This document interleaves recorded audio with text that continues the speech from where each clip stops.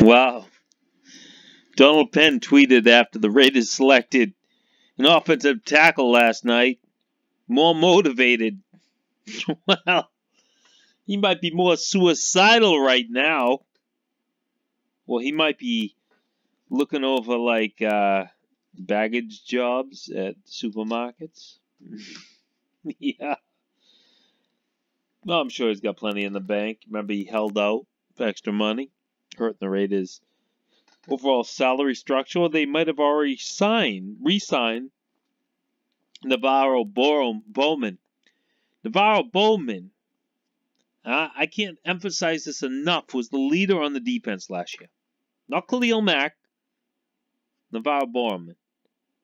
And I'm not saying like Khalil Mack was bad. He wasn't. But Navarro Bowman was the glue that put that team together, along with the change in defensive coordinator from Jack Del Rio to Pagano. Do you hear what I just said? I said the change in defensive coordinator from Jack Del Rio to Pagano. Pagano. Not Ken Norton Jr. Jack Del Rio. Not Ken Norton Jr. Do you understand that method of thinking? Well, you better get hip to the trip. Because Jack Del Rio had a reputation for this. When the Raiders first signed him, I remember a Jacksonville Jaguar fan came and they chimed in and they said, just watch. He's going to let other guys take the fall for him. And that's what he did. He's one of those guys or whatever, I guess. I mean, I still blame the players personally, but we've seen him many times, and including when Navarro Bowman was in the Kansas City game. Do you remember when he did in the Kansas City game? I just remember two plays in particular. The one where he was sort of like pretending to blitz, and then he blitzed, and he got Alex Smith throw the ball there too early. He was right on top of him. And the next time he pretended, and just because of the last play that he did, it was Paul Gunther. That's his name, right? The new defensive coordinator of the Raiders. What are you even talking about? That's your man right there, the Bow Bowman. But let's get back to Donald Penn. Donald Penn. More motivation. Yeah. He's got some specialized like injury to his foot. Specialized injury that I don't claim to understand as far as like analyzing it, but many people will. Many people have said it's a long-term injury. He's 35 years old. So they're going to continue to bring in offensive tackles.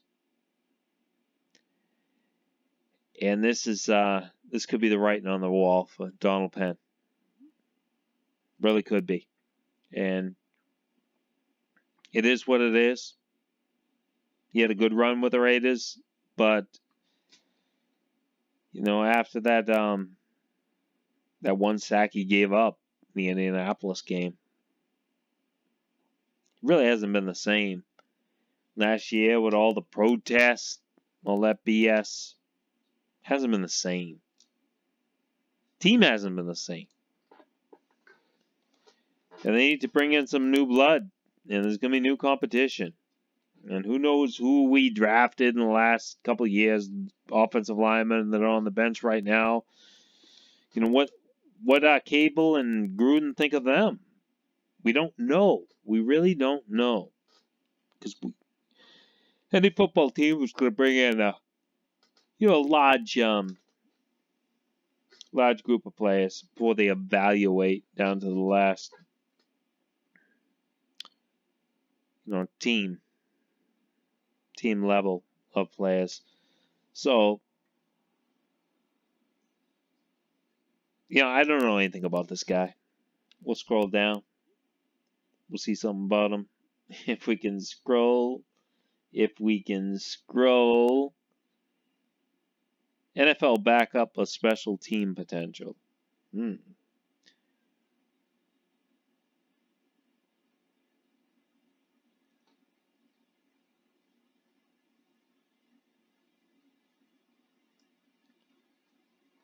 A lot of people are going to be scratching their heads, and I already see the comments.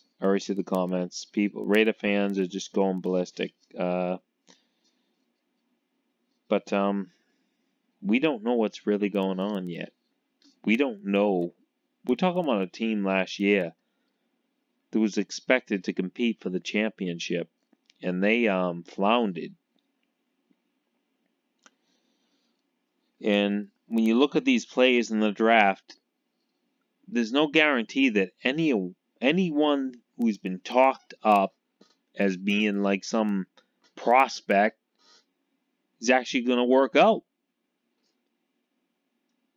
So we really gotta take a step back and try to trust the process and sit back and wait, because after the draft is over, there's a long period, a lull. We won't even hear back from these guys for a while, till the summer. That's the way it goes. Get all excited right now. Put on your Raider gear. But after a while, it's going to be a lull coming. And nothing's going to be decided. It's absolutely nothing that can be decided. And all these guys will have to compete against each other, including this guy against the first round pick. I mean, that's how it works. It's not like cut and dry. It's not cookie cutter.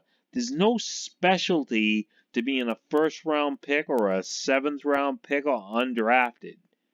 It's going to be about what you bring to the table at that time. What have you done lately? That's how it works. All this BS about we needed this guy because he was the best in the draft. I read it on the mock draft. No, you didn't read jack shit. What you read is fantasy. Fantasy football. These guys haven't even put any pads on yet. And you're already penciling them in. It's ridiculous. They haven't faced any competition. They haven't played in a preseason game, and you're penciling them in. It doesn't work that way. It's a long process. It's only just begun, and there's no certainty in this draft. I don't care if the person was drafted number 1 or number last or not even drafted at all.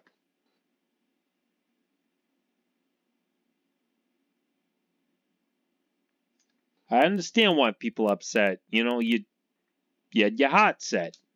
I had certain players I thought the Raiders were going to be good. I wanted that running back out of LSU. I wanted the tight end out of Boise State. There were other players, but it doesn't matter. I mean, you can't. Chubb, I wanted Chubb. It doesn't matter. Eventually you have to get past. Trust me, it's going to be better for you if you get past the fact that the player that you've been salivating over for who knows how long is gone. He's not coming to your team. You have to get over it. It's better for your own, mental health. Trust me. We do not know how any of these players work out. You gotta sit back. You gotta wait. You gotta wait a long time. But just get over it for now. Take a nap. Drink some beer. Wake up. Drink some more beer. Drink some wine. Snort some wine through a straw. And understand There's no certainty in any of this crap.